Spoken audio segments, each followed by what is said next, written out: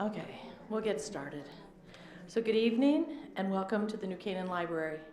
I'm Jocelyn Gladhorn, the Community Engagement Coordinator at the library, and would like to thank Silver Hill Hospital and Communities for Action for co-sponsoring this important topic with us all.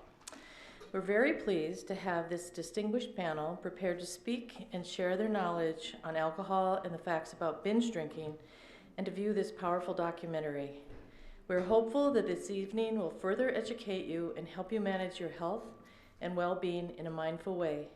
And now I would like to introduce our moderator, Executive Director of Communities for Action, Ingrid Gillespie. Thank you. Thank you for coming out in the rain tonight. As Jocelyn mentioned, there was a few of us that came together to help organize this event. And just by a show of hands at the back, I want to acknowledge Ellen Brzezowski from Silver Hill and Kathy Brown from Brown Consulting, and she's a New Canaan resident also, in addition to Jocelyn. It takes a team effort to put these events together. And before I forget, before you leave, please stop at the resource table. There's some wonderful information there. And so as a partnership and collaboration in agencies, we really focus on public health. And we really want people to understand that alcohol abuse is a public health issue. This evening, you're going to see a 36-minute, very powerful documentary that talks about this tragic story of Gordie Bailey, who's actually a Greenwich native. His parents made this documentary so that other parents could become educated and not have to experience the tragedy that they've gone through. In this documentary, you will hear from a number of people close to the tragedy. You will hear from experts who will provide some very alarming statistics, and you will get a glimpse of this wonderful young man, Gordie Bailey, a young man who, like so many, went off to college. After the documentary, as Jocelyn mentioned, we're going to have a panel of experts who can speak to the understanding about alcohol abuse, campus substance abuse and supports, what we see in our local community, and what are the legal implications around alcohol abuse and underage drinking, because we're grateful that we have Sergeant Carol Ogrink and Officer Jason Kim from School Resource Officer from New Canaan.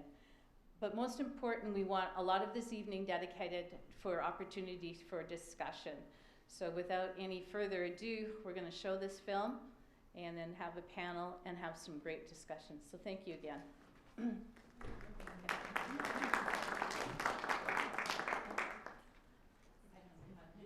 non-audio-visual person. Okay.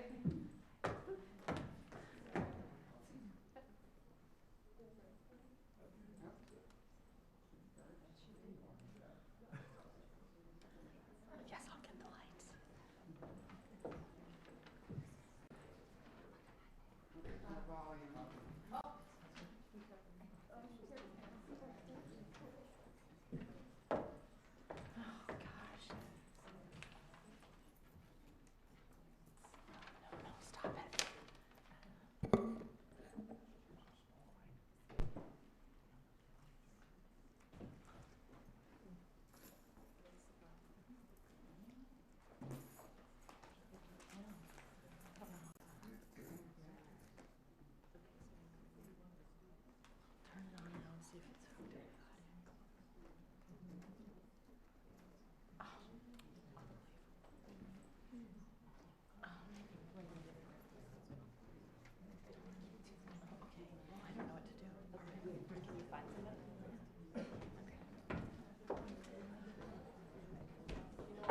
Yeah, normally you have to plug it in to this here. That's not all the way in. Is that what it was?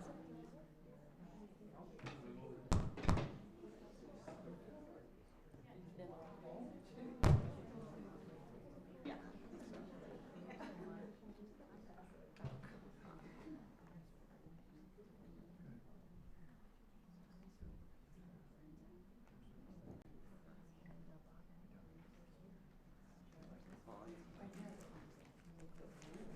Use, binge drinking, and hazing. It's on you. Okay, I'm Robin Wright Penn.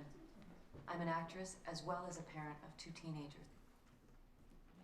Every year, college campuses across the country are devastated with more than 1,700 deaths caused by alcohol misuse, binge drinking, and hazing. I'm Robin Wright Penn. I'm an actress as well as a parent of 2 teenagers.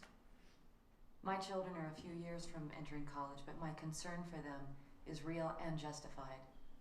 In late 2004, the tragedy that involved incoming freshman Gordy Bailey fell especially hard upon the University of Colorado. A hazing incident that shook the foundations of higher education across the country, but not nearly enough. Gordy's story, similar to so many others, needs to be told, and the social influences affecting our young people, their behavior and safety, need to be understood. Haze was created with the hope that young adults, parents, and leaders in this nation will wake up to this crisis. The goal? To encourage awareness and responsibility, to save the life of a fraternity brother or sorority sister, a teammate, a friend, a son or daughter.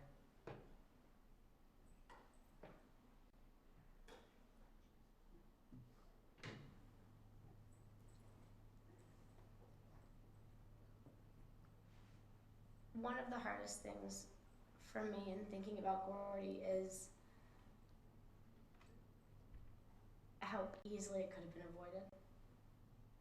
I mean, honest and truly, it was such a senseless, irresponsible act on the part of a group of college students, but it's not so surprising. I mean, all the elements of fraternity life were there. I mean, there was alcohol, there was hazing, there was bonding, there were, eager freshmen excited to get involved. And I think that may not be the hardest thing, that's probably the scariest thing, that how easily you realize this could happen.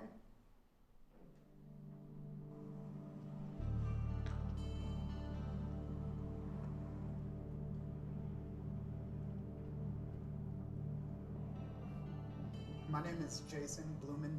I'm an operational supervisor and team leader for Piedmont Paramedic Services, as well as a public information officer in Boulder, Colorado. I've been working here at Piedmont now on the streets for approximately 5.5 years, specifically the entire time working every Thursday, Friday, Saturday night until approximately 6 a.m. And very typical, every evening we get our share of alcohol and drug related calls that we deal with, which are largely based upon violence and assaultive type behavior that comes from the use of intoxicants. We know that people abuse alcohol. We know that. It's a given fact. But I would say, and right now, that alcohol is Can I ask you a question, Justin? Yes. Are you under the influence of alcohol? Well, I think this is the reason of the documentary that why Pete is in our, Look at the camera. It's just why Pete is in our place right now. It's because of the presence. So to answer your question, Mr. Ford, yes, I am. Why do people drink so fast?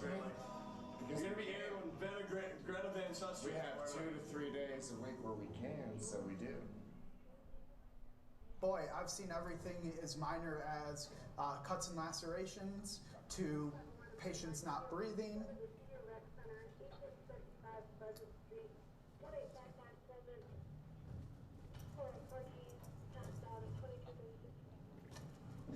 The call that they just dispatched is a call at the CU Rec Center for somebody passed out, unknown whether this is alcohol or drug related, but I'm thinking we'll probably head that way and see what's going on if that works for you guys.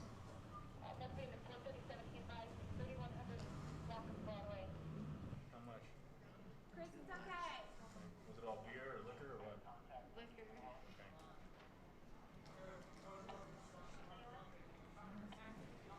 Hang on. Chris! Jesse! Here, where's our transport? You're right here next to me, okay? I need to get help. That's what we're doing. Alright, cool, thanks. We're helping you right here. I know, I'm so sorry. No, don't be sorry at all. We just want you to keep talking to us. It's me, Kate. I don't want to die. No, you're not gonna die. You're not gonna die. Jessie, where's your sister? I don't know, sweetie. What's with the photography? Hey, what the hell is that shit? No, it's not okay. We're not gonna No, get that shit out of here. Get out of here. You gotta talk to them, you know. I didn't do anything. Give me your hand. Stop fighting, okay? Look, we're just trying to explain that you were here to help your friend out, okay? Bottom line is that too many people have been dying in this state alone over many others. And that's a problem? Yes, it is.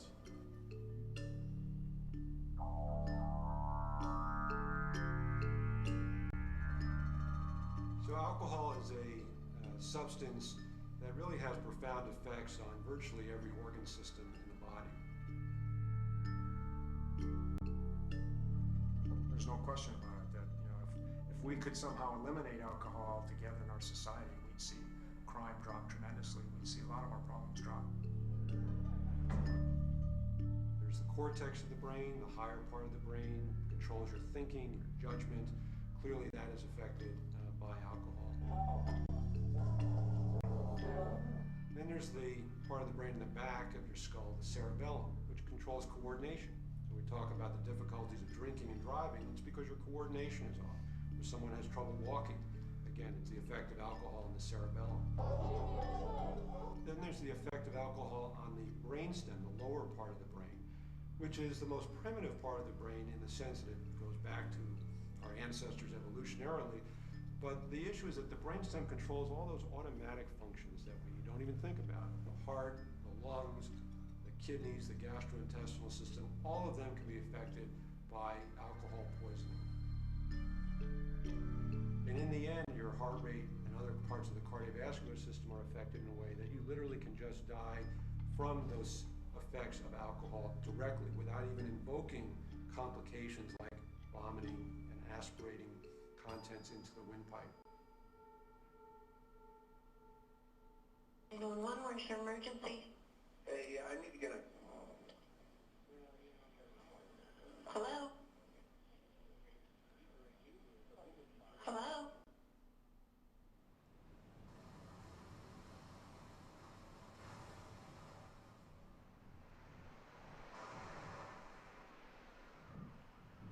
Hi, Gordy! I would always characterize Gordy as a really big boy. He was almost 10 pounds when he was born. So at that point he was almost like a 3-month-old. His eyes were wide open, and we used to call him the choir boy because he was just wide-eyed, blue-eyed, big round boy, big robust boy. He was like any typical boy. He was very rambunctious and always very busy and running around, jumping off of chairs and tables. Hi, I'm Gordy Bailey from Gordy Bailey's The Reality Barrier. And if you've never done one of my rides before, you've never lived. Keep your eyes on the road. Barbie. Bye.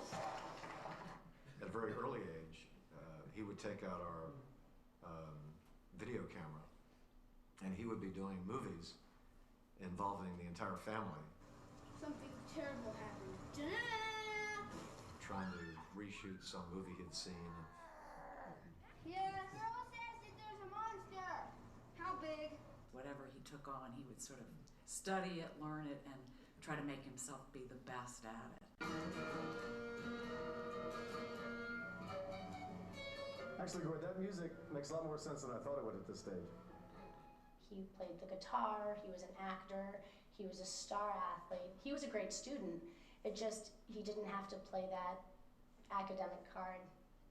We would be sitting in the library studying for a test, and he would have to run back to watch a game or something on television because that was important, and that was something that he knew would leave more of a lasting impression than the grade that he got on a math test or a Spanish test. He was sort of into everything. First in line, first to show everybody what to do, how to do it. I like to draw lots of different things. I can draw people, families. I use the stencil, and that's a perfect circle when I draw the head of the man. But I'm really more known for cats. I draw cats. Here's one. It's a large cat, but I feel like my people are pretty good too. We learned about this thing called the Hug Club that he started with a friend at Deerfield by reading actually an article in the school newspaper. Everyone who knew him just loved him. I mean, he was such a puppy. He was such a a warm guy who didn't have any reservations in getting to know anyone. He was going to invest in friendships. Gordy was 4 years older than me, and we're best friends. He never picked on me, never tried to beat me. She smells yuck. Even in 3 weeks just in college, he was definitely not known as a bully. If anything, Gordy was the friendly giant, or gentle giant, I guess. It's just so unfair. It makes me never want to leave my apartment ever again. It never occurred to me that he wouldn't be able to handle a situation or go out there and be on top of his game like he was in any other situation. I have to say, I had absolutely I really didn't have any worries. Are you there? I didn't hear what you said. Your cell phone's cutting out. What do you need? I need to get an ambulance. Where are you? I'm in Boulder. Where in Boulder? Give me an address. 080 14th Street. 1080 14th Street? Yeah. What's going on? We got a guy who's passed out. He drank way too much and we found him this morning. Drinking explicitly with the motive to get drunk. I think that's has increased over the years. Almost half of college students binge drink and use illegal drugs.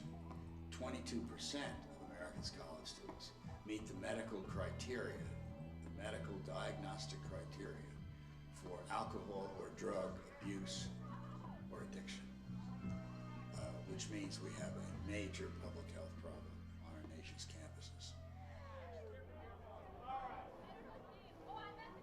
There have been remarkably consistent findings that 44% of college students are what we call binge drinkers.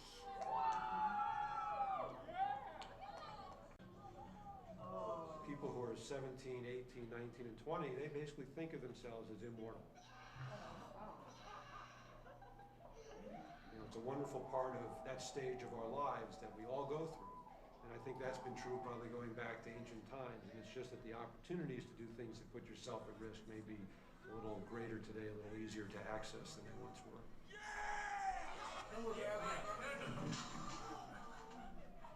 There's not necessarily an increase in the percentage of students who binge drink, but there seems to be an increase in the percentage of students who go way overboard.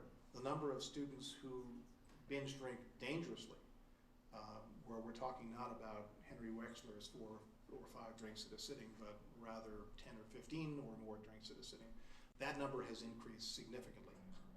You've got a small subset going crazy when they drink, and that subset is just going crazier and crazier. 40% or so who, when they binge drink, they have between 5 and 9 drinks. About 25% or so are having between 11 and 15 drinks. And then about 20 or so percent are having 15 or more. And so it's that 15 or more in a session, those kids that scare us. There's just nothing you can really do. Once you have 15 drinks in your body, you're along for the ride, and you're gonna live or you're gonna die. How much did you guys drink? 23 shots. 23? This is not a generation that is disposed to marching in the streets and carrying placards and sitting in on buildings and demanding social change. They are acting out that reaction in a very different way.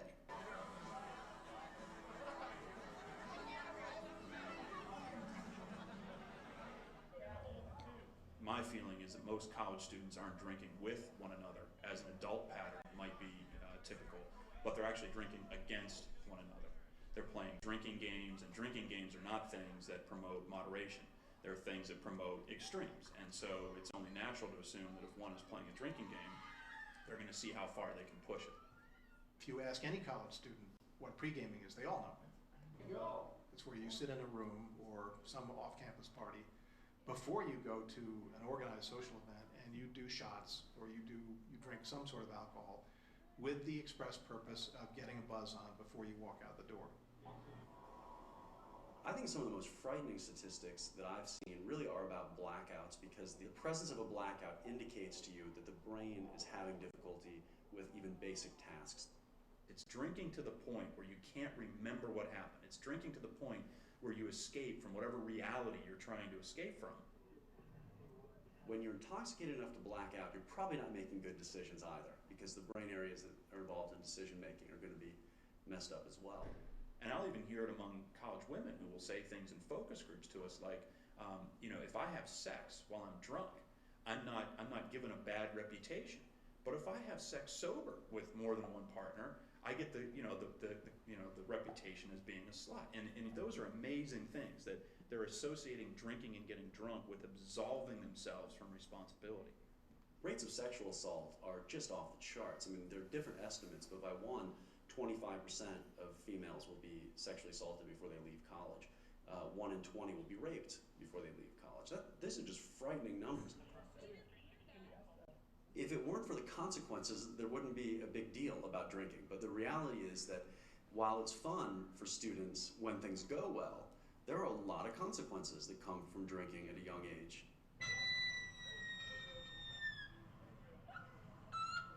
A lot of times you drink to get drunk, and I think a lot of high school and college students have the same mentality, but you can die from it. It's that serious. You can die because you want to go out and get that drunk, and you want to be the person to have, you know, the best story the next day, which is sad because I still know people who will drink like that just to be like, oh well, I got naked, jumped in the bushes, and I ended up in Canada. Who knows, you know?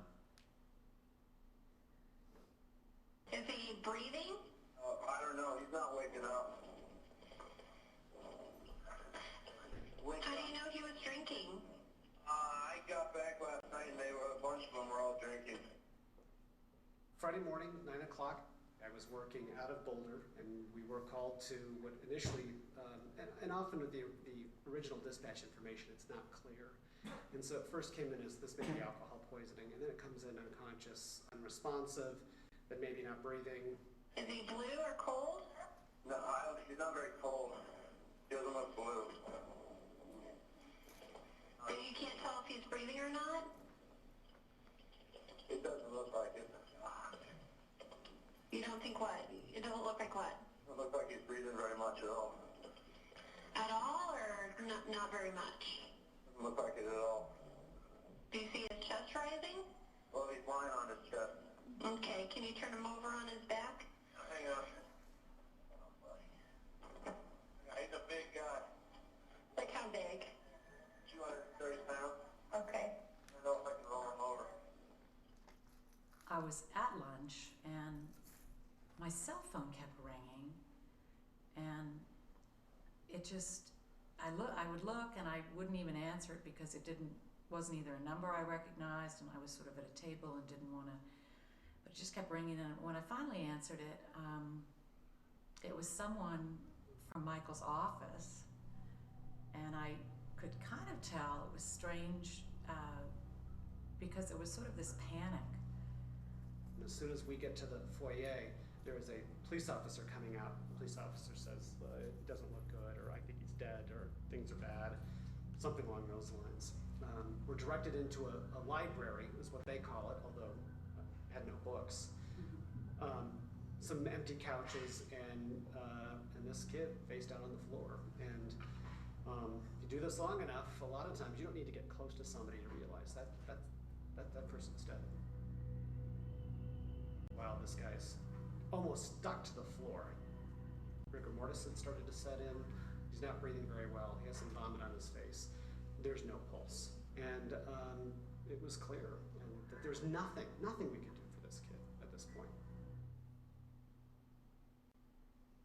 And the first thing you think is, you still got some more time. You're thinking, you know, he's just hurt, or he's in a hospital, I've got to get there, and they're saying he's already gone. And it's so devastating. You just can't even believe it. And I went into shock. I don't remember a whole lot after that. We spent a lot of time, much longer than we usually spend on a call like this, but probably 20 or 30 minutes just trying to get kids up and awake and moving to find out who else had that much to drink. In the kitchen, there were no horizontal surfaces that didn't have an empty alcohol container on them. The basement had what looked like it was sort of a ritual altar with chains. And what is going on? What are these kids doing? And then we find another room and another room. Oh, those like so-and-so lives in that room. It was amazing. They thought he was drunk. They thought he was passing out. They laid him down on a couch.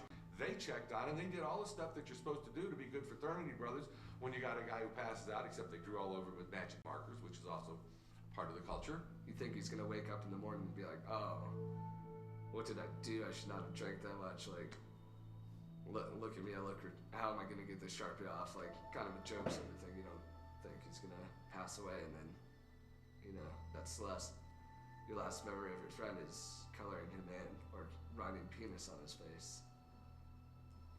If he had writing on the back of his calf, my guess was he had writing everywhere else besides his face. My concern was that a lot of that had been smudged off. And so who knows? Is it a kid who's doing this when he's intoxicated? Or is it, not only did these guys not call for help for this kid, but they're somehow trying to clean him up. My mom called and was crying, and I immediately asked about the cats. I certainly didn't expect anything about my brother. And when she said no, that was the next thing I asked. I said, what happened? Is Gordy okay? I was trying to be very strong for her, and she was screaming and crying in the background, and I was in a stupid airport. It was really hard. And when I finally got to her, we were no longer panicked. We were just grief-struck and just hugged and cried all night together. The hardest part was when his whole family came to Colorado, except for his mom, you know, and helping them pack Gordy's stuff and move him out, you know, in the span of a month. And then you have to face the family and try and explain to them, you know, why their son came to college and died in a month, you know.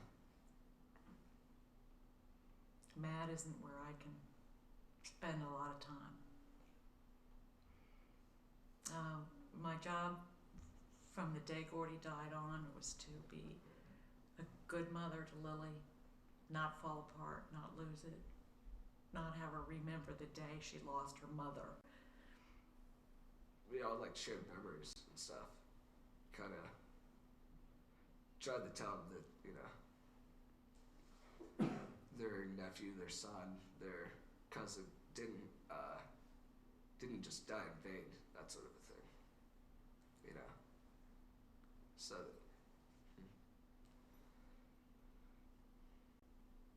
that he, you know, he was only out here a month, but like he positively he affected all of our lives in a positive manner in only a month, that sort of a thing.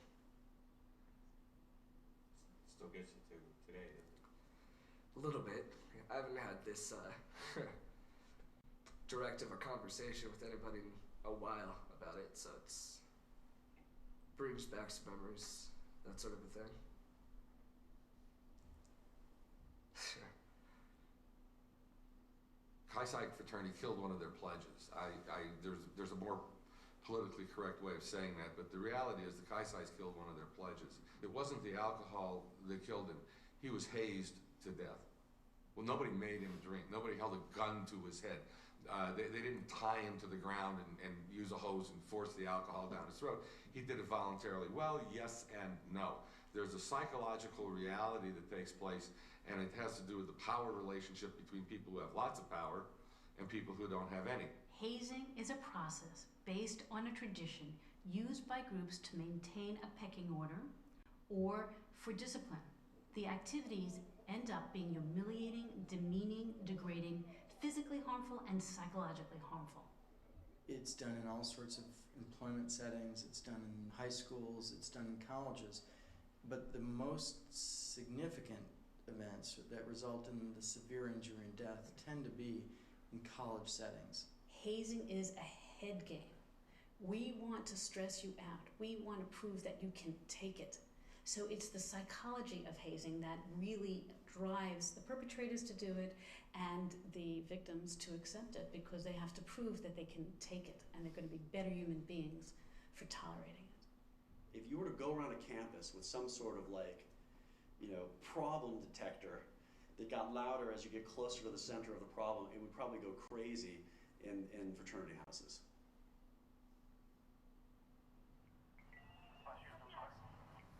Hey, what's up? We were just in the hood. We thought we'd stop by.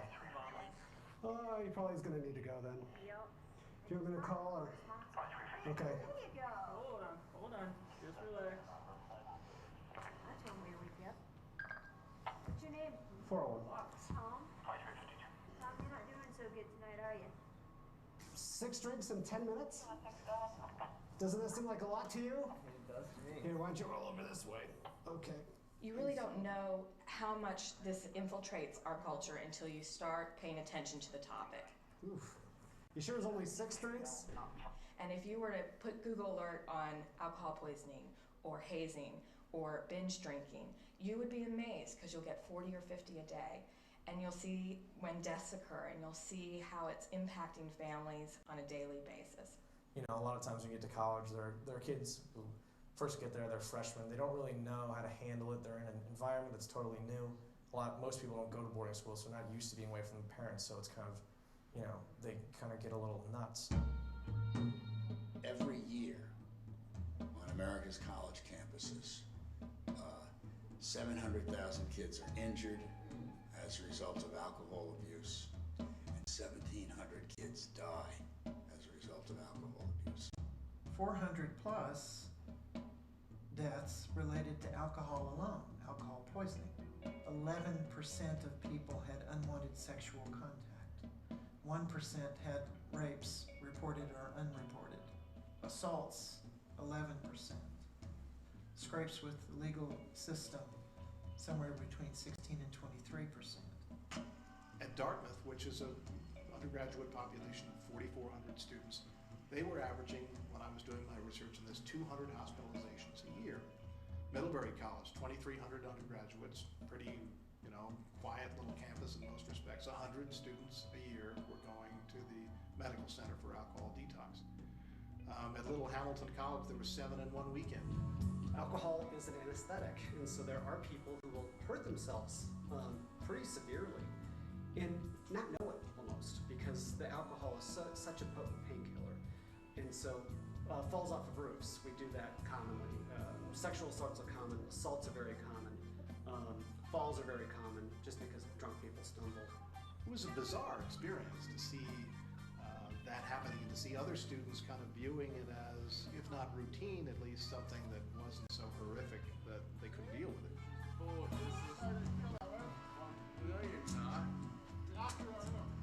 How did we as adults, or even people who work with young people, where is it that we didn't give them the message? Where is it that we didn't say, if your friend is unconscious, you need to call 911? The problem is people wait too long. They bring them in and they're totally unresponsive. They've already blocked their airway. They've already had a period of time with not enough oxygen. Then it can be limited in terms of how much we're going to be able to reverse damage that's already been done. It is a global problem. It is not just the fact that there are 37 bars within 15 blocks of this campus. It is not because the media portrays the use of alcohol in the way that they portray. It is not that there are liquor stores that may or may not choose the profit motive over legality.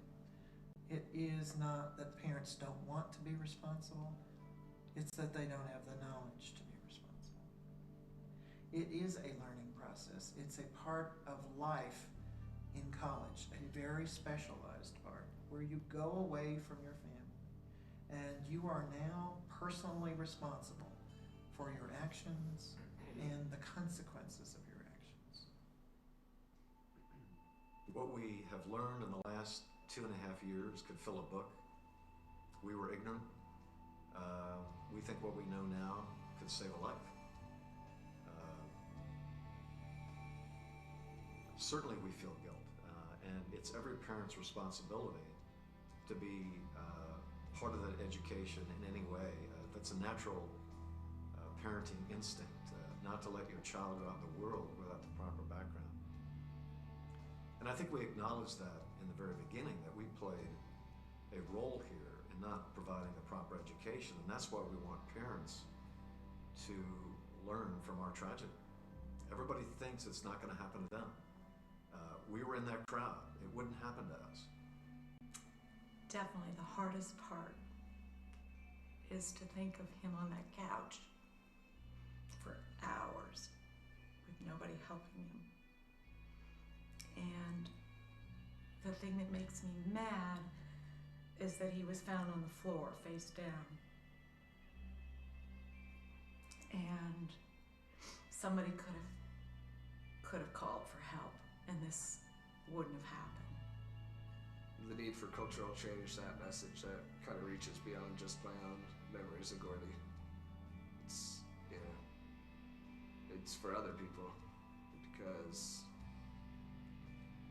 I don't know, you don't understand the feeling, I guess, until you wake up and know that you had 6 hours to call 911, and you were too ignorant, too scared, too whatever, to make that call. A mother losing a child can't do anything but feel like you've done a bad job. Your job is to protect your children. And I'll always feel a certain responsibility and a certain sense that I let him down. I let him down.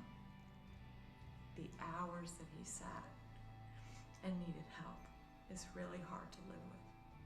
This was so preventable and so tragic, the way it had to end up. The bottom line message is, if you see a friend who's impaired and you think may be in danger, call for help. Gordy would be with us today if somebody had called for help.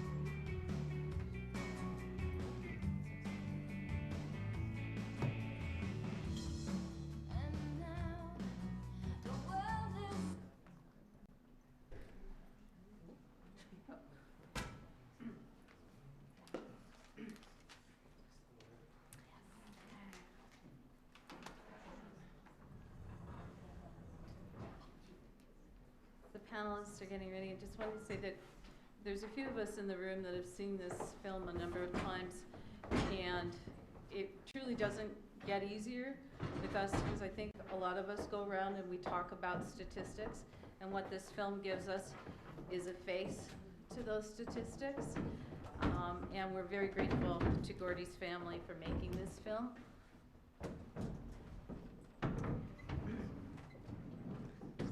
So for the remainder of the evening, I'm going to introduce each panelist and ask them to spend a few minutes just highlighting what were the important messages that they feel that they've taken away from this film.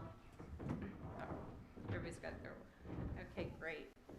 Okay. Our first panelist is Lisa Arnold. And Lisa graduated from the University of Connecticut with a bachelor's degree in psychology from Fairfield University with a master's degree in marriage and family therapy. In 2001, she became licensed in alcohol and drug counseling through the state of Connecticut. She has over 20 years experience working with addiction in various treatment venues, as well as in the school setting. She has a private practice in Woodbury and is an adjunct professor at the University of Bridgeport, teaching the graduate class Theories in Group Process. She's currently the clinical director of the Collegiate Recovery Program and the Recovery House at Fairfield University, where she's been employed for the last 13 years. She's a member of the Collegiate Recovery Advisory Board, which is responsible for opening up the first recovery house in Connecticut and the only among the Jesuit universities nationwide. She resides in Litchfield County with her husband and 3 kids, ages 13, 11, and 6. And Lisa, do you want to take just a few minutes to highlight kind of what your key points that you felt from this film? Yes, absolutely. I don't do mics, so can everyone hear me? Okay, all right. You know, I've seen this film many times before. As a mother, I struggle with it every time. I can't wrap my head around it. It's highly preventable. It's horrifying to watch, no matter how many times I see it. As a director of a program that works solely with substance abuse on a college campus, it makes me want to do more. I don't know what the more is, but I think that there's a lot that we can point to, and I've accumulated a lot of ideas over the years in terms of what our kids need, what we can provide for them, and other services that we've made available. Would you like me to do an introduction or just? Yeah, I'm going to just ask each panelist to highlight, and then we'll go into more. Our next panelist is Dr. Douglas. He is an addiction psychiatrist and the clinical director of the new outpatient opioid addiction program at Silver Hill. This program provides both outpatient detoxification from opioid and intensive outpatient addiction treatment. He completed his addiction psychiatry fellowship at New York University School of Medicine when he worked both Bellevue Hospital and Manhattan VA. Dr. Douglas completed his general psychiatry residency at Emory University, and while there, he served as chief resident of Grady Memorial Hospital and president of the House Staff Organization for all Emory residents and fellows. Prior to completing his psychiatry training, Dr. Douglas received his MD from Georgetown University School of Medicine and MBA from University of California, San Diego. He focused his business education on medically related life science entrepreneurship and a substantial experience both working with and writing business plans for early stage biotech companies. Wow, that's quite the background. No, I think you got that off LinkedIn. Well, it was highlighted in blue, so. That's all on the Silver Hill webpage. Yeah. So yeah, Dr. Douglas, can you just take a few minutes and highlight kind of for you what the key messages you feel that this film gave to you? Sure. I would use the mic if I could figure out how to turn it on. Okay. But I think for me what stood out most powerfully. Hello? Oh. For me, what stood out most powerfully in the film is the images of the main victim lying on the floor with his face blue. And I was really, when I first saw it, very overwhelmed with the thought of how long they had to call before he died, and particularly the social pressure it took to prevent them from calling. And I think that's an extremely important point in this age group and in teenagers, is that most people who develop addictive disorders start drinking or using drugs in adolescence. And it's usually under social pressure. And the social aspect of using drugs and drinking is a major factor. And that's one reason why we emphasize programs like AA and NA. It's helping people develop a sober network where they can enjoy being with other people who are committed to not using substances. Thank you.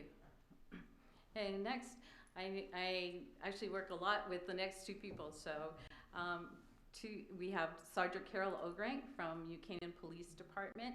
And I've been doing this job for 10 years, and I've known you for 10. So, and he's passionate about addressing the youth underage drinking and substance abuse in this community. She definitely is always available for questions, definitely offers the support that people need for early intervention, and is really passionate about we can make a difference in a community. Right next to her is her colleague, School Resource Officer Jason Kim, who's been at New Canaan High School for 3 years. And he also is the department's accident reconstruction team, special response team, honor guard, and the Fairfield County Technical Investigation Unit. Jason has his bachelor's degree in marketing management, management information systems from Siena College, and presently pursuing his master's degree. I'm not sure when you have time to do that, but so starting with Sergeant Ogrank, can you highlight for you what you feel are key messages that resonate with you from this film? I think the first thing that struck me was how calm the caller was, and almost not like a nonchalant attitude. I don't know if he was hungover from the night before, or it just wasn't sinking in what he was calling about. He was on the phone with 911, but he was just so calm and, you know, nonchalant. So that struck me the most out of that. Well, a lot of things did, but that really struck me. This isn't really a surprise. We go to calls similar to this. I'm not saying someone that passed away because of alcohol poisoning, but we've had a lot of close calls where it could have easily gone that way. We've had some kids whose alcohol levels, and the binge drinking that from what I learned over the years, I've been the youth officer for 9 years now, and 14 and 15 seem to be the ages where it's almost like that equivalent of being a new freshman in college. It's being 14 and 15, maybe new in high school. I don't know, but that seems to be the common age of where kids really overdo it, where the blood alcohol level was almost 0.4, which really should be almost lethal. 0.5 is, and one kid was 0.4, which to this day I still glad he survived, but I'm shocked that he did. But we've had so many situations like that, you know, and I pray all the time, and I tell Ingrid and Jason, you come in on a Monday morning and I scroll the log, our activity log, and there's always parties almost every weekend, and I kind of cringe when I read some of the reports, hoping, you know, they're not that bad. But it's something that's, you know, it's here, and it's in every town, but that's what struck me. I thought that, I've never seen that movie, and I thought that was phenomenal. It was a very good movie.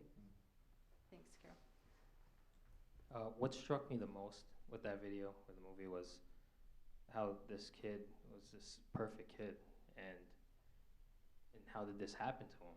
I mean, a lot of us are parents, probably most of us here. I have 2 boys now. I have a girl on the way, and I can't imagine the pain that the parents and the friends are going through, knowing what happened. And why didn't they call? You know, and then they answered the question. It was basically, it's accepted that if someone passes out, you let them kind of ride it out and deal with it. It's kind of scary because, you know, if I had a wound and I was dying, someone would call 911. But just because you can't see a wound because they're drunk, it says that they're okay, they'll be all right, they'll get through it. It's scary because eventually my kids will be at that age.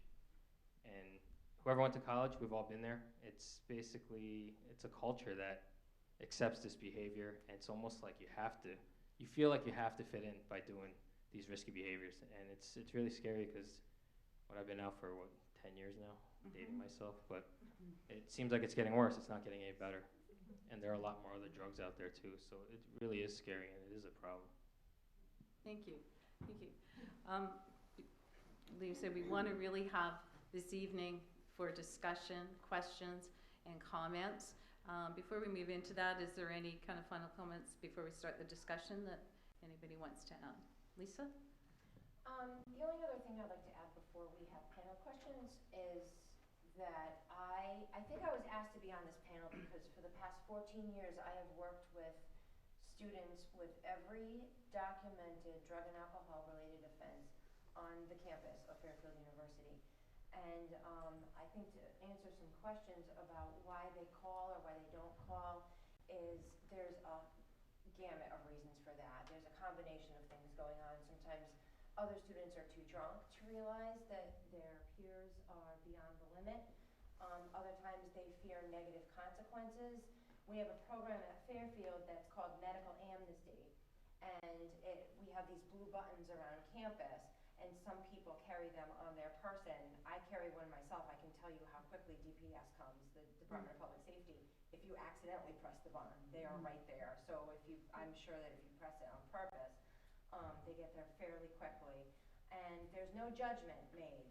If there are other intoxicated students, if you call to get someone help, no one else, is involved, no one gets written up, no one gets into any trouble, and the student typically gets transported to the hospital. And it's a good program to have because students are aware that there are not negative consequences for calling for your peer who is in trouble or having, difficulty after using alcohol or drugs. And the movie doesn't really focus on drugs, But a lot of times there's a combination of that happening on campus. So that's what I wanted to add. Thank you, Lisa. So let's open the floor to questions or comments. The film. Start. Anybody want to be the first to start? Yes.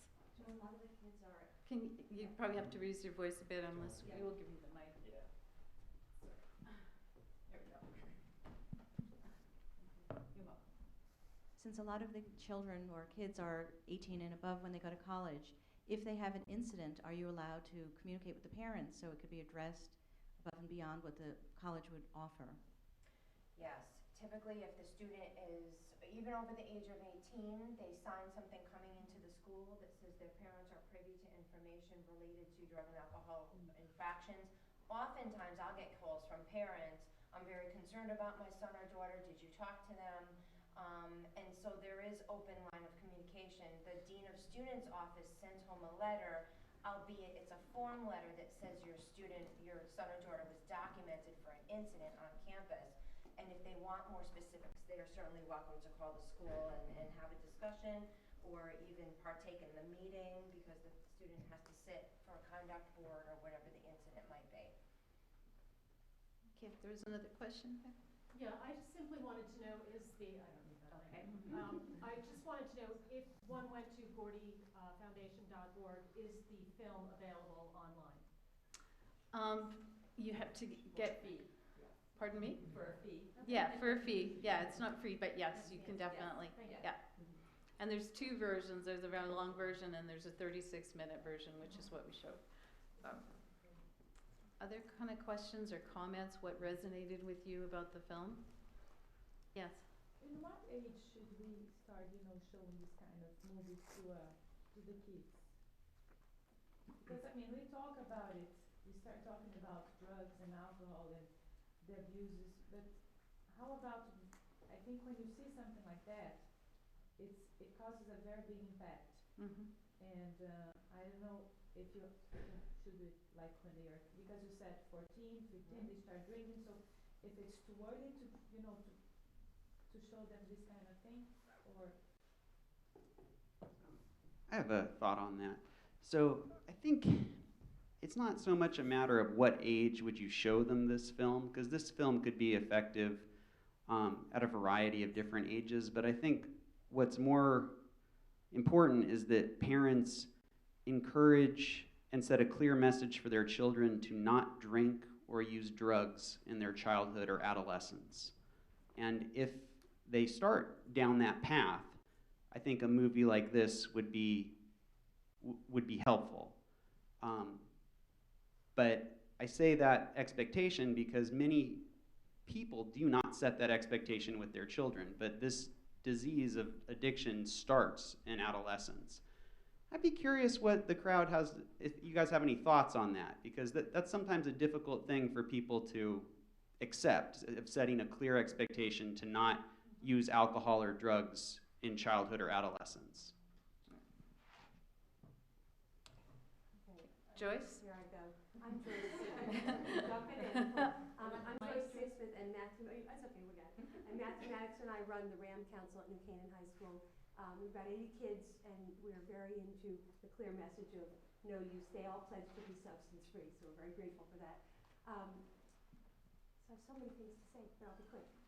I just think it's so important that you have to be clear, like you're saying, what a brilliant way you said it, and ongoing, consistently. And I think the sad part for me is that so many parents kind of launch their kids to college and they stop and they say, oh, I got the, sometimes, or junior year, well, I got them through junior year, it's senior year now, and they're going to party or whatever.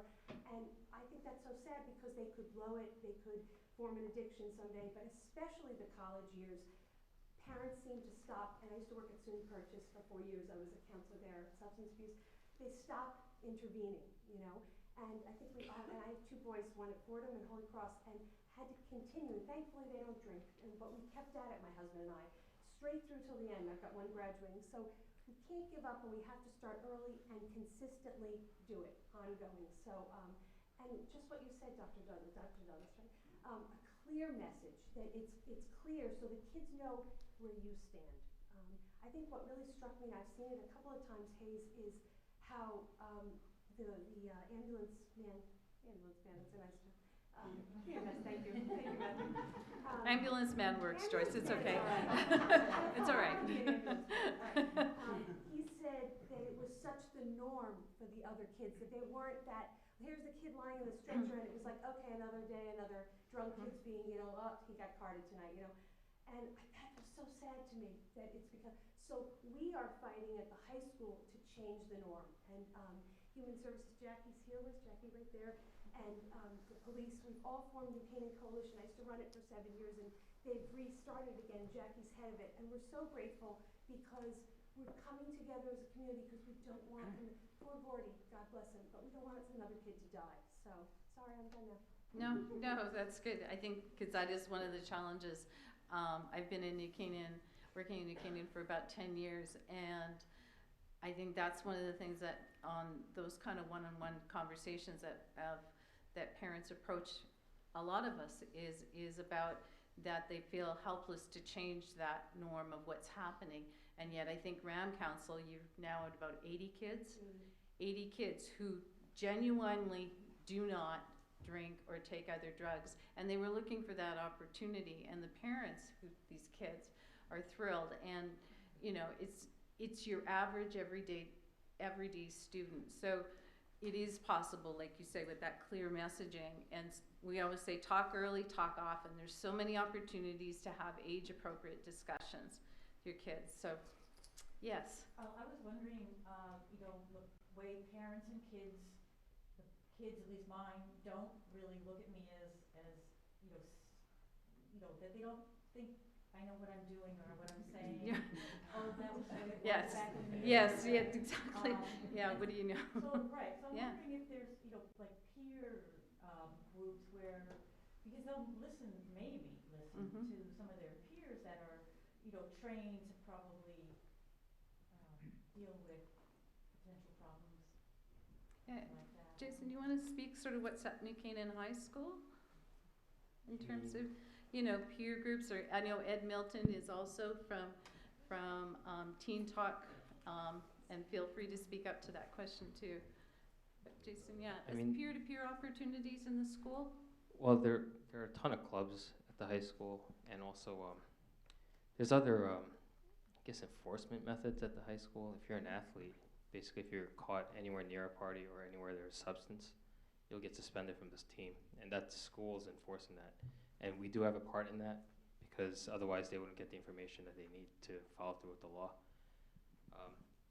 There's kids in crisis, there's social workers, psychologists. Yeah. That school probably, I see it as almost like a college campus. First time I went there, I was in shock. First of all, how big it is and how much you walk just to get to lunch, and how loud the bell is. And then also the amount of professional support that the school and the town provides. And then you have Vine Cottage. People could come to me and talk to me.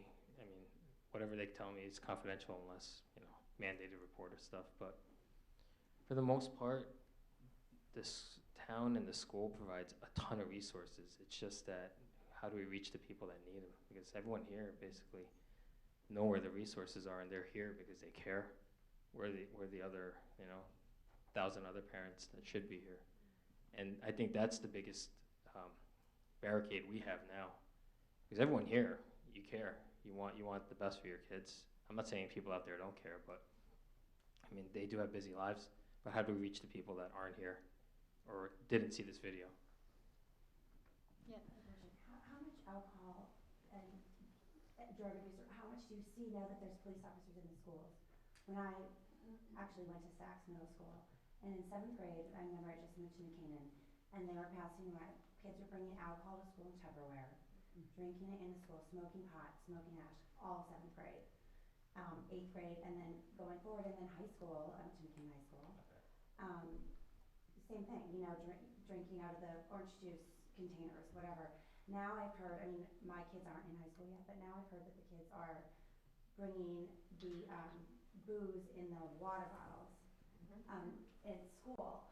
And I'm just curious, between, I know there's a police officer at Saks too, have you guys seen this, and are you are kids getting in trouble for this kind of thing? Are you monitoring that, or is it like, how does that work? Well, there's always been alcohol and drugs in this town and all the surrounding towns, every town probably in the U.S.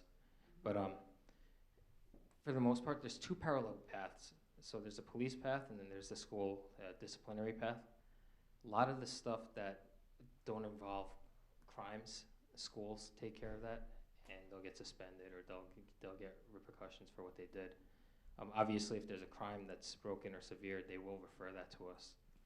And for alcohol, what's tough for us as law enforcement, unless the juvenile is in possession, actually holding it, we can't do anything. There's no internal possession. So we could look at a kid and say, that kid's tanked. We don't know what's wrong with him. He smells like alcohol, eyes are glassy. But that point, if they're not holding the alcohol or actually have some sort of, they could possess it, like at a table, it's in front of them, there's not much we can do. If it's in their backpack or their locker, you still can't. Well, that's the school. Usually the school handles that because they have a much lower threshold for search and seizure. We need probable cause. The school has reasonable suspicion, and they could interrogate without parents and do other things. So we are actually kind of like a support group for the support system for the school.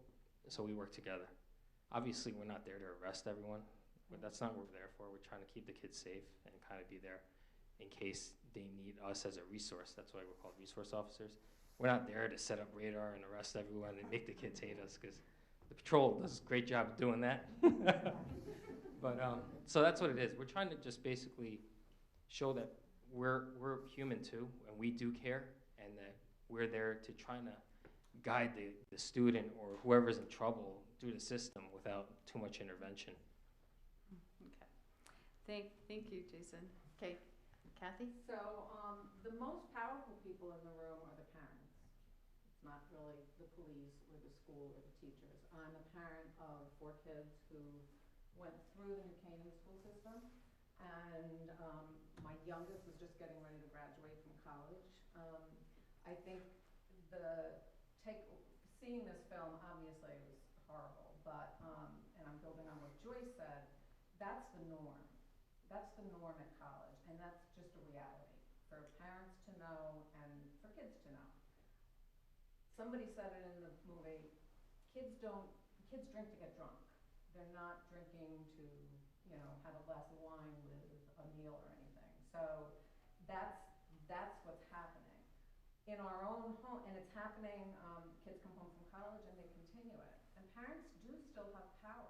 You got to keep your eyes open. I have collected Poland Spring water bottles from people who come to my home because I have Poland Spring in my house. So you don't need to be walking in with, with Poland Spring. My kids go crazy, but it's my home. So that's my rule, Just because you have a designated driver and you go to college, you're not coming back to my house drunk. You're not supposed to be drinking. Those are my house rules. And I think if we keep our eyes open as parents and exert some power, we can't control what's happening at college, but you can be aware of it and stay on top of it, and certainly monitor things in your own home. And my final thing is this was a very dramatic movie, but again, this is what's going on.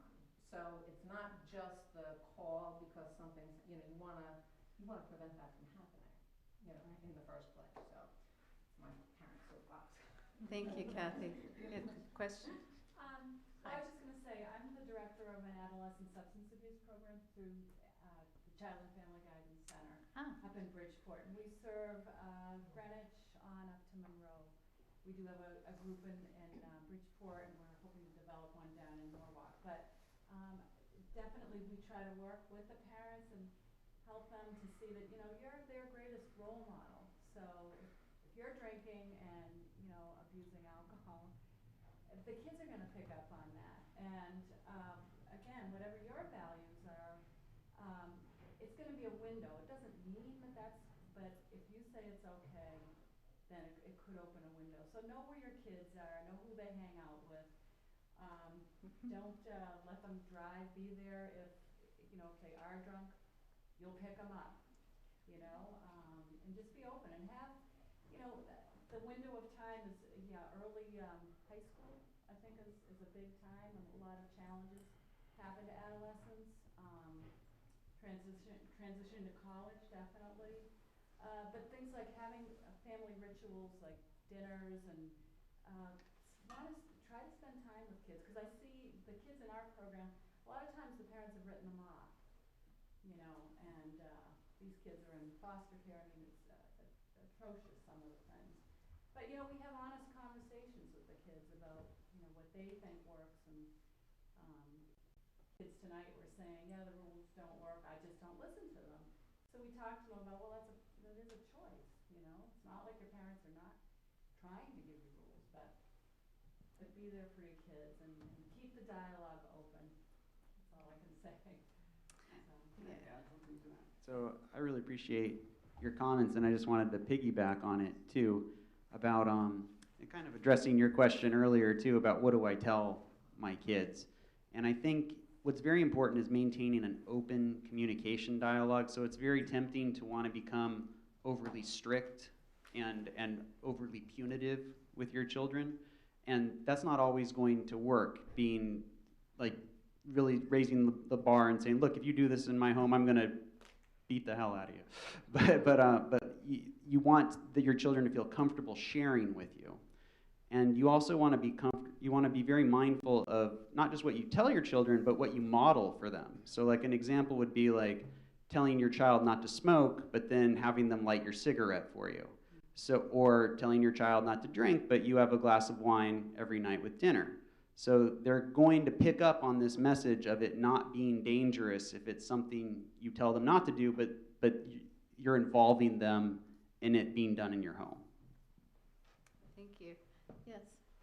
It's a great movie, and it would be wonderful. I would love for my son, who's going to college next year, to see it, but there would be no way on earth that he would come to something like this Right. with me. So I don't know if there's a possibility. I think it's great that some of the kids are here. Well, I'll tell you how we got here. Well, should I go? Okay. Yes. We started out, I actually got the email and I saw it and I'm like, okay, I have one in high school and one in college. It will be great. So I started out by saying, hey, we're going to go out to dinner. And then after that, I got tickets for Sunday. The ticket, the old ticket. But if you could probably just kind of speak to the dangers of alcohol poisoning, because we know about drugs and we hear so much, oh, don't touch it. But then for kids, especially in college, they will say, oh, I will just social drink, or, I do a little bit with my friends. And they don't really understand the danger of even alcohol poisoning. Maybe if you could touch base on that, I know that. Yeah. I just wanted to finish, if I may. Oh, I'm sorry. No, it's okay. I would love it if this movie could be shown to the kids either when they start high school, and then I think it would be something if they're sitting in a huge assembly with all their friends. It's easy to not pay attention. It's easy to make fun of it. But if you were to show it that way, and then have small group discussions, and have it moderated by, teachers, parents, somebody that's had some sort of orientation to have meaningful conversation, and then have the kids really start thinking about it, because I think it's very easy to be kind of detached from what really can happen. I don't think kids, and hopefully they don't, have ever had an exposure to death or that kind of serious illness, and it may just not be recognizable to them when it happens. So to just make a reality for them that's meaningful, have a discussion in a small group where they really have to look at somebody that they're not one of 1,000 in orientation at college or in a big auditorium with their students, with other students, but in a small group setting where they have somebody looking at them and expect them to pay attention and have some sort of comments, or even hear one or two other friends or peers that have something meaningful to say that get them to start thinking about it.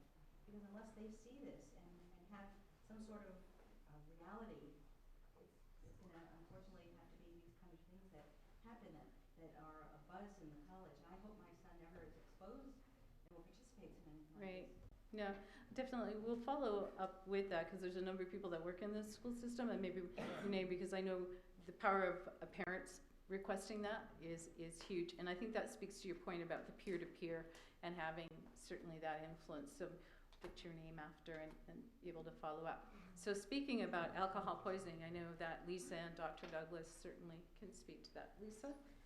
The first thing I'd like to say is that when it comes to alcohol poisoning, there's much less incidence of what happened to Gordy than there is for aspiration in alcohol use. And that's when basically alcohol is a central nervous system depressant, and you have a sphincter valve in here, which blocks your stomach when you breathe. It covers your esophagus, and when you chew and you swallow, it covers your windpipe. So this valve, alcohol being a central nervous system depressant, is the valve gets sloppy, it gets lazy, it gets confused, and when a person drinks too much and they vomit and the valve gets confused, the alcohol can slide back down into their windpipe, and you basically drown in your own vomit. And I used to have the medical director of our health center was a nurse at St. Vincent's Hospital and saw this happen occur time and time again, and would bring parents in and explain that they had to suction the vomit out of their son or daughter's lungs, which is a much more common death than alcohol poisoning. Although we do have cases of alcohol poisoning on campus. And might I say also that Fairfield University falls in line with all the national averages of alcohol and drug use around the country, but we see the same things as other schools see in terms of aspiration or alcohol poisoning. I recently had a student, 0.4 is approximately coma, 0.5 is death. We had a student who was close to 0.3 who needed to be intubated and double IV'd in order to prevent aspiration and to dilute the alcohol levels in their body. So there's a lot of things going on, but alcohol poisoning certainly is one of them. Aspiration is more common. Thanks, Lisa. Dr. Douglas? So I'll add to that and say the takeaway I would say for the danger is alcohol shuts down your brain. So it shuts down your thinking, shuts down your breathing, shuts down your muscles that will keep your airway open in case you aspirate. And that's what happened to Gordy in the video, is he drank so much that he stopped breathing. He might have vomited and aspirated, and then he died. So alcohol shuts down your brain. Alcohol is the most toxic drug around. No other drug affects more organ systems than alcohol. And just as a side note, no other drug is more addictive than nicotine. And alcohol and nicotine are illegal, right? Is that? No? Okay. So the legality of it has nothing to do with the danger of it. But the other danger associated with alcohol is traffic accidents, drowning, and suicide attempts. So most people who attempt suicide are using some type of substance at the time, very commonly alcohol, sometimes mixed with some other drugs. So those are the main dangers. Thank you. There was a lady at the back that question.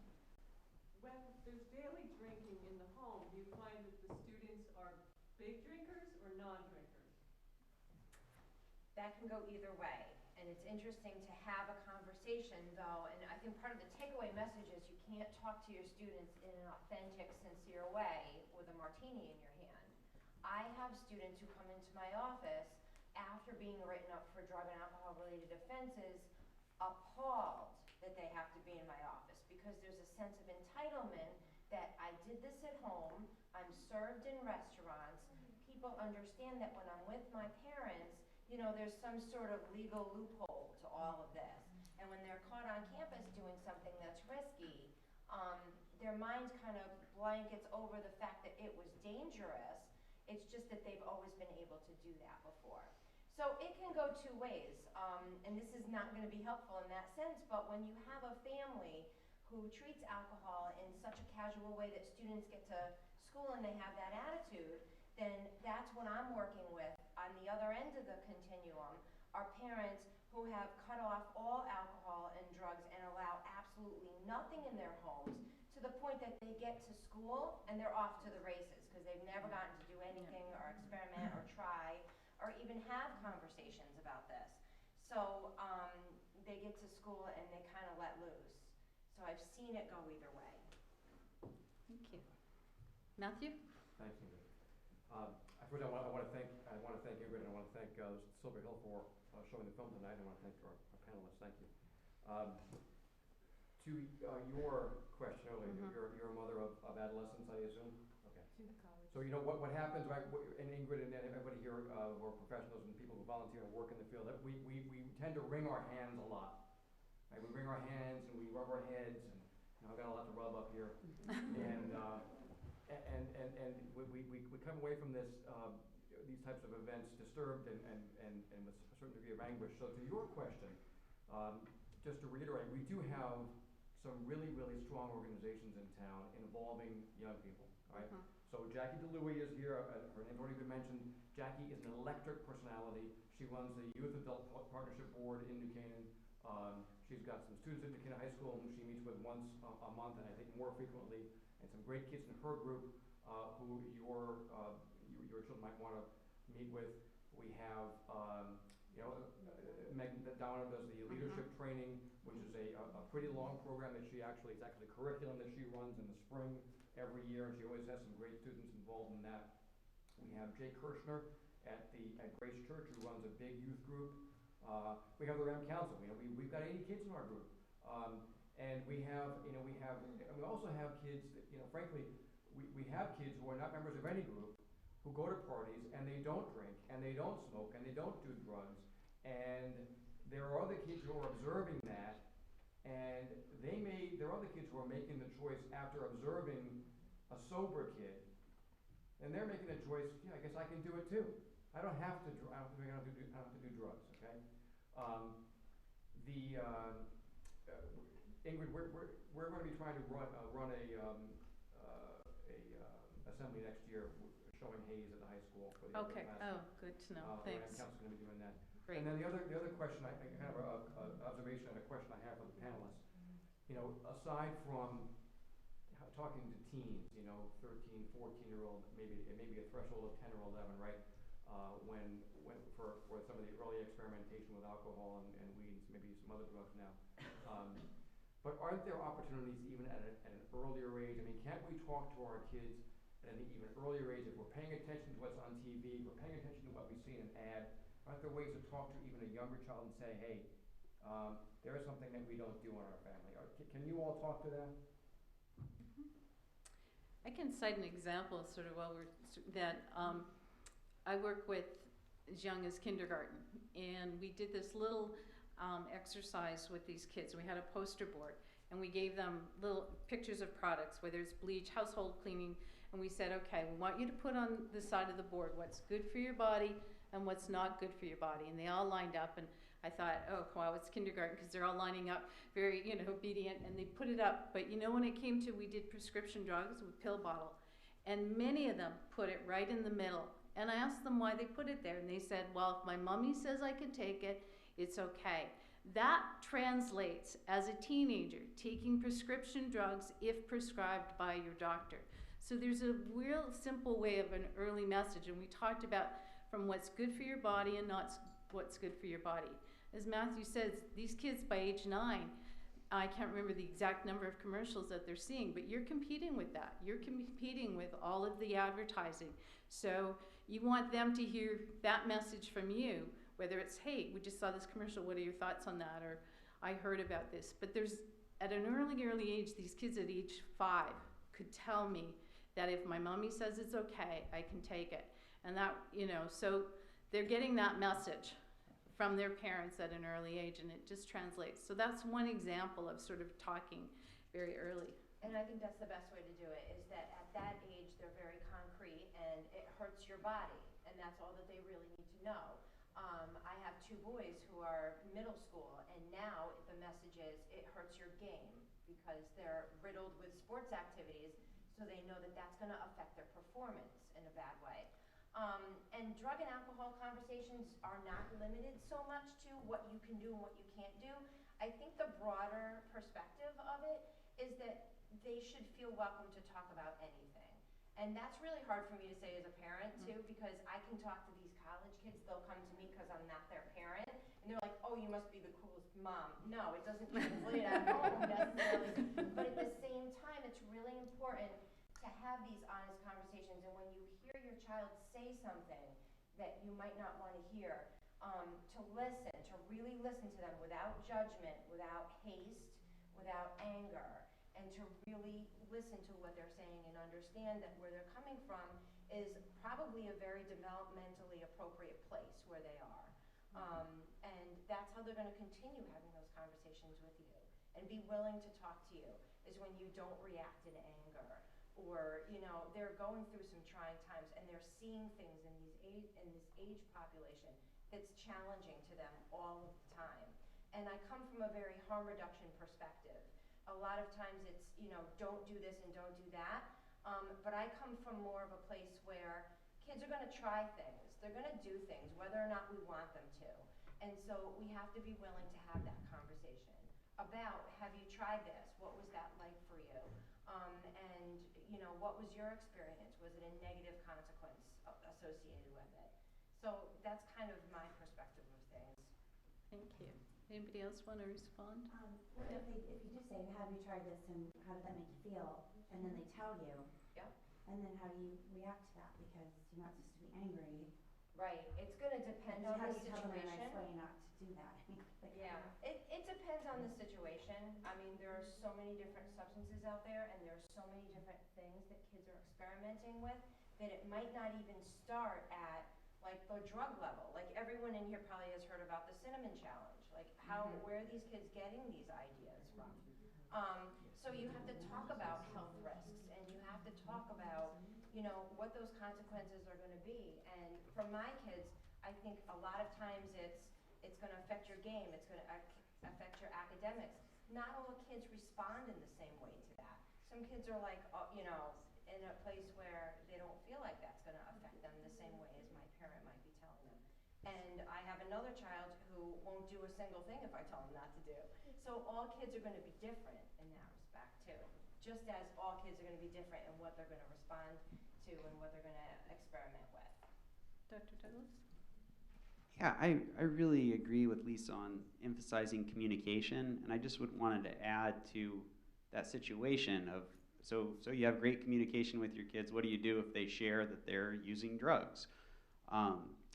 So what I would recommend is you want to encourage communication. You want to understand why they think they're using drugs, what it does for them, and then you can share your opinion on why it scares you, why you don't want them to use drugs. And I think it's very helpful when parents have the facts where you can say, I'm afraid if you do drugs that these things happen. Like, this is how it affects your body. That's my fear. That's why I'm afraid of it.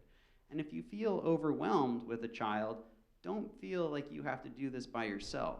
Like, definitely connect with professionals where you refer them for treatment, take them to a therapist, to a psychiatrist, to a treatment program, and intervene early on that level. Yeah. And I think speaking to that point just briefly is the fact that what we hear from people is that your child doesn't have to be at a point of needing treatment in order to call any of these individuals that we've talked about, whether they're at school or not, because it is that basic information. One of the points that resonates surprisingly with teens is that a lot of them don't realize that if they start using drugs before the age of 15, they have a 1 in 4 chance of having a problem as an adult.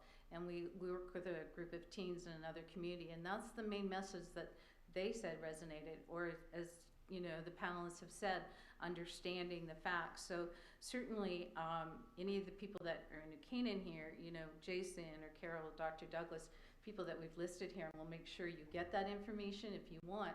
They're there just to answer questions. You know, as we say, early intervention. Jocelyn? I have a question. I know that there are, you know, students taking the oath with the RAM Council of not drinking and not doing anything, and saying they're not doing anything. And then there's a lot of kids who we all know are drinking or whatever. And then there's a whole bunch who, because their parents have said it's not good for you, they're not doing it. But they're going to get to college. And that's one of the reasons why I really wanted to co-sponsor with this event with Silver Hill and Communities for Action and everyone else, is that I want them to have some tools when they get to college, because I know what I did when I went to college, and my father was very, very, very, very strict. And I'm just hoping that there's some things that we can help to tell them, that when this comes up, it's not always going to be either or. We all know that.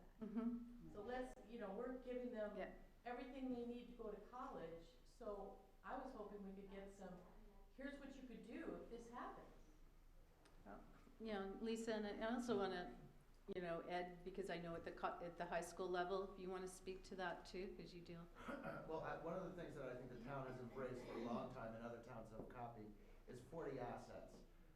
And I think we demonstrate it by all the supports that we have in the community, being here, supporting each other, working together. That's the most important. Search Institute, look it up, 40 assets. That's what keeps kids safe. The other message that I heard loud and clear today, and I think it's a challenge for all of us, is recognizing the power that we have as parents. And I think that, family and parents, that's the #1 safety net. And then having all these other safety nets that are approachable, that are available 24 hours a day, whether it be Kids in Crisis, Rams Council. I mean, we're all here and we all work together. Does anybody else want to speak to that point?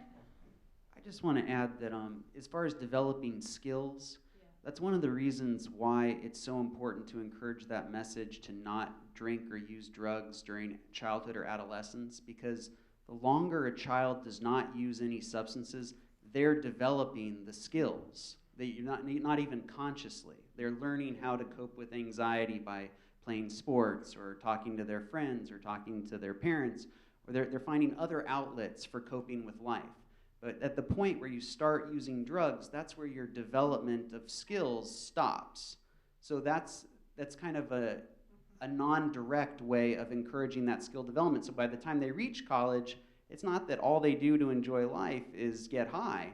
There's so much else that they would do. No, but maybe I didn't make myself understood very well. I was just hoping that there might be some other things. They're there. There's no support group there from New Canaan. They're on their own. And just some tools. But I think these relationships that are developed in a community, whether it be the youth, I hear what you're saying, but right, but they don't take them resources. in the boxes and the suitcases they take to college. They're Facebooking, Maybe mine are one's gone out of college and one's still in college, but I worry. I always worry. Yeah. Yeah. And there's no one single cause. There's no one remediation. There's no one recommendation that you'll hear tonight that will magically transform your children to make great choices about alcohol and drugs. The thing that I appreciate is the fact that we can have this conversation, because I've been doing this for a really long time, and 15, 20 years ago, people were not willing to get into a room and start talking about it, because the minute we do, we have to acknowledge that it's a problem.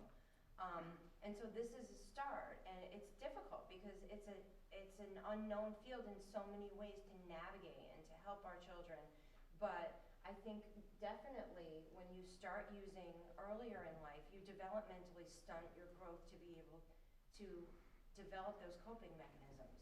So to know what to do in those social situations, whether they're faced with peer pressure or whether they're anxious or they're depressed. They say that now 1/3 of college students are on anti-anxieties and antidepressants. And that speaks to also the amount of self-medication and the amount of alcohol and drugs that are being used, because students don't know what else to do with those feelings, and how to stay strong and how to stay in your body and how to cope with reality, because there are so many escape mechanisms, and it's such a fast food society that let's fix this problem, let's get it over with, and you can't do that with this. And I think that's what we struggle with. Joyce? Quick question. Could you, it's Lisa, right? Yes. Lisa, and anyone, give some suggestions. I know for my younger one, my older one threw himself into broadcasting and he had the radio station. The younger one, it was harder. My question is, could you give suggestions, especially to parents, and I'm a mom listening and it's a sophomore, to how kids can find alternative activities in college? Obviously, I coached him, my husband coached him, plays basketball, he became an RA, he found his way, but I tell you, it's lonely for him, because they're all at the bar scene. He tried to just go, and it was not his bag. Either he was carting the drunk kids home, and I'm not criticizing, I'm just saying for him, it was uncomfortable. So if you could give some suggestions on how parents could, and also for us in the RAM Council, when we do our kind of launching our seniors, suggestions on how kids can find alternative activities and other things to do. I think to back up a little bit is to, when you go on college tours and when you go visit schools, find out what they have to offer. What are the alternative activities? Do you have certain clubs? Do you have other interests? Not everything has to revolve around the drinking. I see it that way because it's an occupational hazard, but I also know that our campus has Southside Cafe, and it's a beautiful, it's a room bigger than this with a high ceiling, and they have bands every Friday night, and beanbag chairs, and they serve coffee, and they bring in pizza, and lots of kids go to congregate, and RAs, and they bring their sober students with them. These are the things that you want to look for on college campuses, because they do have a budget for that. They do have a budget for sober activities. How much are they devoting to that and putting into those activities and sponsoring things for students to do? A lot of them have substance-free dormitories. Yes, Right. yes, they do. And we have a health and wellness floor in our Campion Hall, and if you're found with a substance on that campus, you're removed quickly from that floor. If you're found under the influence of a substance, you're removed also. Fairfield University has taken it one step further, and we have recovery housing for students who oftentimes have been to rehab and back. And this is for students who are learning to balance recovery, academics, spirituality, community, how to do all of that. So you don't have to sacrifice your sobriety just to go away to have the college experience. How many colleges are offering that? We are part of the Association of Recovery of Higher Education, and there are 17 schools in the country, one being 10 miles from here, where we have to offer, and it's the most comprehensive program of its kind because we have housing from soup to nuts, we have academic success coordination, we have programs, we have the sober activities, we have the clinical piece, and very few colleges are doing that, but more and more are jumping on that bandwagon because they're recognizing the need. And I think it's really difficult for schools to acknowledge it because there's a stigma attached, and oftentimes people will say to me, oh, you must have a real problem at Fairfield University. I get nationwide calls and people who are coming to look at the school for the recovery program itself. And it's important to have. Next month I'll be in Reno at the Collegiate Recovery Conference, the 6th annual, where I get to meet more and more people every single year. This is the 6th annual, and the amount of people that used to be at the 1st and the 2nd annual could fill this room, and now there's upwards of 300 people who are clinical directors and program coordination and people who are really joining the forces. So it's exciting. I think I just want to, on a practical note, because I want to make sure that book, but the research consistently shows those first 6 weeks are so important to keep connected with your child because, yes, developing those coping skills, and those are the types of things we work on, but those first 6 weeks are real crucial for them. So establish those lines of communication and keeping, touching base with your child more so than you might do in other parts, but they will tell you consistently. And ask those kind of questions that talk about how do they deal with alcohol and other drug abuse on their campus, and ask them specifically what kind of programs and policies that they have. And if they say they don't have a problem, that's a red flag. Okay, so really find out sort of what things so that your child, will know. But those first 6 weeks, I know that we're going to be helping to wrap up, but I don't want to cut off conversation. So what I would just you? wanted to know, at the university, what do they do at orientation, and at what point of orientation do they do to address this as a preventive? They bring in the counseling department, and I'll do my little spiel, and I'll talk about our services that we have to offer, and we do address it at many different levels, and we do have sanctioning for alcohol and drug possession, consumption on campus, underage, and our support service is so unique in that sense because my door is always open, and students know me by my name, and if you have a struggle with this, go talk to Lisa about it, with no judgment. I'm not in the business of telling students what to do, but my door is open, and if you're questioning your alcohol or your drug use in college, there's a good chance that there's a problem with it because so many kids are doing it that what makes you different from the next kid who's drinking right next to you? So it's an open door policy. They have to know that they have a place to go. where they can talk to somebody. Kids within the first 6 weeks, it's called the red zone. Right. And they're so ready to latch onto a friend group because they're scared and because they don't know how to be alone, or they don't want to look like they're isolating or feel like they're isolating, that they latch onto groups that maybe are not healthy for them. And they're drinking a lot to fit in or to beat that feeling of social anxiety. So these are the conversations that I have in my office with students who are struggling, and how to move past that and how to do something about it and find solutions.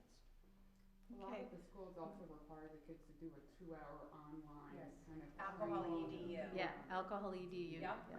Yeah, exactly, exactly. Well, it's so the evening is going on. I want to say that, you know, some of the key points that we've covered today certainly have been about keeping open lines of communication, but we want you to know the local resources that are available. So before you leave, if we, you know, can make sure that we get your email address, so we will send you out that information. One of the things that we didn't talk too much about tonight, but we'll make sure that you get good sources of that, is really around understanding the impact of alcohol and other drugs on the developing brain. I think Dr. Douglas started to touch on that piece of it, but it's just so crucial to this. And also in New Canaan High School, I mean, the reason that we brought this up is that, you know, it is happening at an earlier age here. And if we can, whatever we can do to give you the information you need to have those conversations appropriately, age appropriate at an early age, we're definitely here. But we really want to thank you for coming out tonight, seeing this film, and anything that we can do to help. So before you leave, if you want more information, please, Ellen's back there and we'll get your name and email address. So.